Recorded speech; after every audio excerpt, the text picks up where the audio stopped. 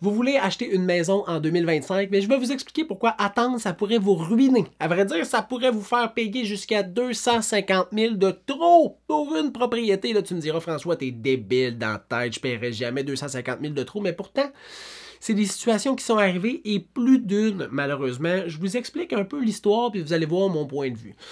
En 2020, on visite des bungalows. 200 000, OK?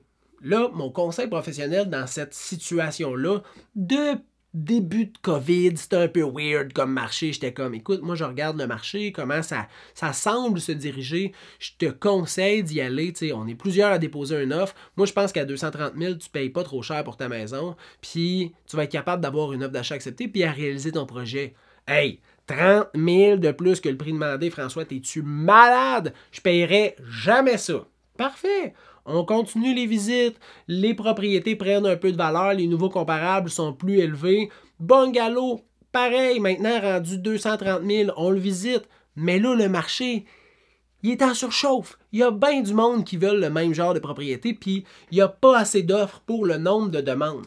Mon conseil professionnel, quand je regarde ça, le client me demande combien il faut que je mette pour l'avoir. Je fais, ben moi, je regarde le marché, puis je te dirais que 300 000, c'est pas mal le prix auquel je pense que ça va sortir. On va dire, je conseillerais probablement d'y aller avec un 301 000 de prix d'achat, tu sais. 70 000 de plus que le prix demandé, François, t'es tombé sur la noix ben raide, t'as pété une note. Je paierai jamais 70 000 de plus que le prix affiché pour une maison, il n'y a aucune chance. Fais un offre, les conseils ne sont pas suivis, puis c'est correct, je ne suis pas là pour juger, mais les conseils ne sont pas suivis, finalement, on n'a pas de transaction.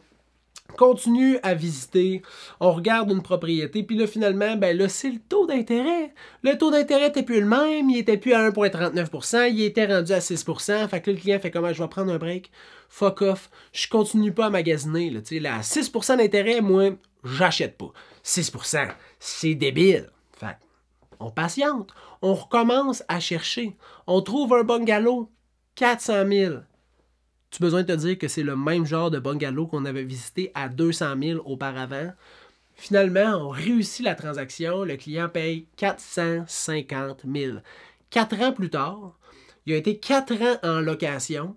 Il aurait pu payer 200 000, mais finalement, il a payé 450 000 pour le même sacrement de bungalow. Ça, là, c'est ce qu'on appelle se ruiner, mon ami. C'est pas vraiment se ruiner parce qu'ultimement, il n'a pas perdu 250 000 parce qu'il ne va pas le sortir de son compte nécessairement pour le perdre. Là. Mais il aurait pu faire 250 000 en prise de valeur sur sa propriété, moins les 30 000 d'offres multiples de surenchère qu'on aurait eu. Ça fait quand même bien 220 000 de plus de valeur sur sa propriété que qu'est-ce qu'il aurait payé. T'sais. Les conseils d'un professionnel, là, c'est basé sur une expertise. Nous, on regarde les comparables et ce qui se passe présentement sur le marché, à savoir est-ce que le marché est en train de virer aux acheteurs ou virer aux vendeurs, puis on regarde la tangente que ça va prendre, la tendance que le marché va avoir, puis on essaie de suggérer des stratégies d'acquisition qui sont basées sur une réflexion statistique. L'offre et la demande, c'est ça qui vient régulariser le marché. Hein? C'est bien correct, mais il faut s'ajuster, puis il faut comprendre qu'est-ce qui se passe, puis l'expert, il est là pour ça.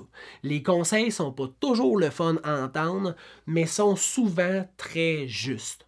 Je te le dis, là, si tu veux éviter de te ruiner puis avoir le même genre de scénario qui se passe dans ta transaction, prends-toi un courtier qui est groundé, qui va pouvoir t'aider parce que c'est gratuit. Un courtier pour acheter une propriété sur Centris, ça a la majorité du temps aucun frais, mais une panoplie d'avantages. Fait que prends le temps de prendre quelqu'un pour te donner un coup de main.